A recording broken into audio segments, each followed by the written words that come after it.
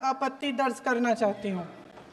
महात्मा गांधी ग्रामीण रोजगार गारंटी कानून पिछले 20 सालों से ग्रामीण भारत को रोजगार देने में और ग्रामीण अर्थव्यवस्था को मजबूत बनाने में सक्षम रहा है।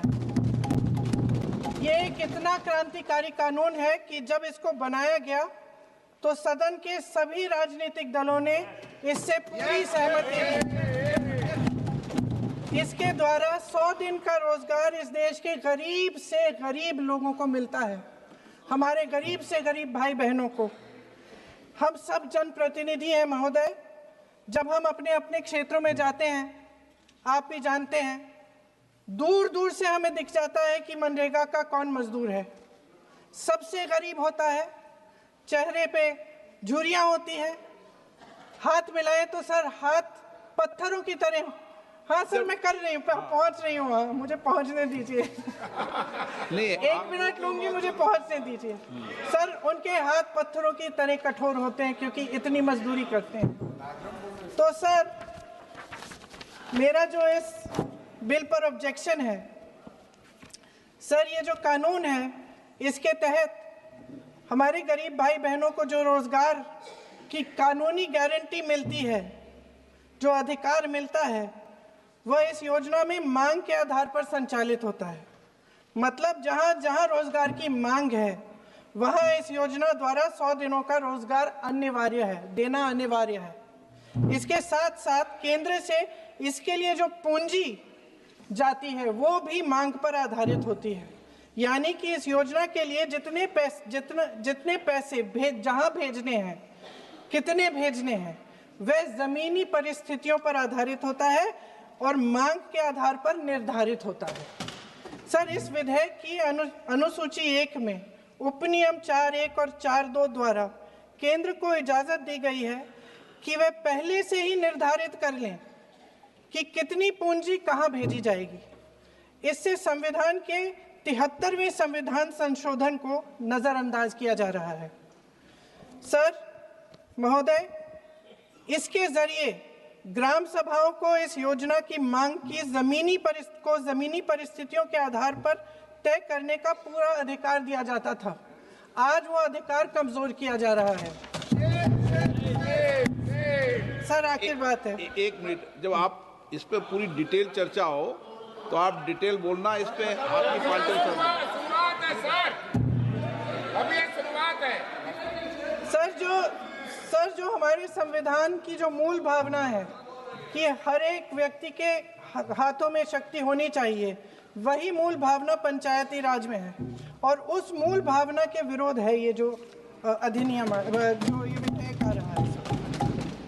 सर, इस विधेयक के जो प्रबंधन है जिससे रोजगार का जो अधिकार है, कानूनी अधिकार है, वो कमजोर हो रहा है, वो हमारे संविधान के विपरीत है। सर ये हमारे इसी सदन ने ये कानून बनाया और इसी सदन ने ये अधिकार जनता को दिया है। ओके। सर, एक और है सर, महात्मा गांधी मनरेगा में 90% अनुदान केंद्र से आता था। इस विधेयक द्वारा ज्यादातर प्रदेशों में अब 60% आएगा, इसको घटाया गया है। ओके। सर, इससे प्रदेशों की अर्थव्यवस्था पर बहुत भार होगी और खास तौर से ये वे प्रदेश जिनकी अर्थव्यवस्था पहले से ही केंद्र की ओर से जीएसटी के बकाये के इंतजार में है। ओके, माननीय सदस्य। हो गया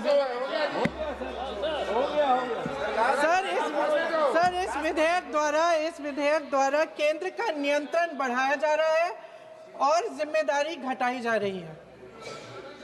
सर, जो 100 दिन का अधिकार आपने 125 करने की बात की है, लेकिन इसमें वेतन की बढ़ोतरी, आपकी जो मजदूरी की बढ़ोतरी है, इसकी कोई बात नहीं है। माननीय सदस्यों, सर ये सही बात है कि अभी तक जो बकाया है वो ही पूरा नहीं हुआ है। माननीय सदस्य गणों, मैं आपसे आग्रह आखिरी बात ये है सर कि हर योजना का नाम बदलने की जो सनक है, ये समझ में नहीं आती है।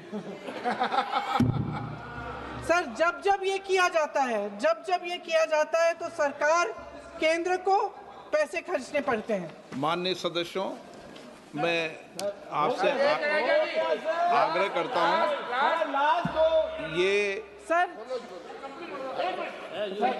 आप पोस्टर रख दे नीचे। मैं ये रख दूं? नहीं, आप पीछे वाले मान्य सदस्य, आप 72 में नियम में विरोध कर दें आप। ठीक। सर आखिरी पॉइंट है कि बिना चर्चा के, बिना इस सदन की सलाह लिए इस तरह से जल्दी में विधेयक को पास नहीं होना चाहिए। सर ये विधेयक वापस लिया जाना चाहिए। इसके बदले में सरकार को एक नया विधेयक पेश करना चाहिए। खत्म करूं? महात्मा गांधी जी मेरे परिवार के नहीं थे, लेकिन मेरे परिवार जैसे ही हैं और इस पूरे देश की यही भावना है sir. No, very good. Sir इस पूरे देश की यही भावना है। नो, मान्य सर आखिरी बात, सर आखिरी बात यह है कि गहन जांच पड़ताल और व्यापक चर्चा के लिए इसे कम से कम स्थायी समिति के पास भेजा जाना चाहिए और कोई विधायक किसी की निजी महत्वाकांक्षा, सनक और पूर्वाग्रहों के आधार पर न तो पेश होना चाहिए और न ही पास होना चाहिए। For more of such videos, do like, share and subscribe to ET Now Swadesh.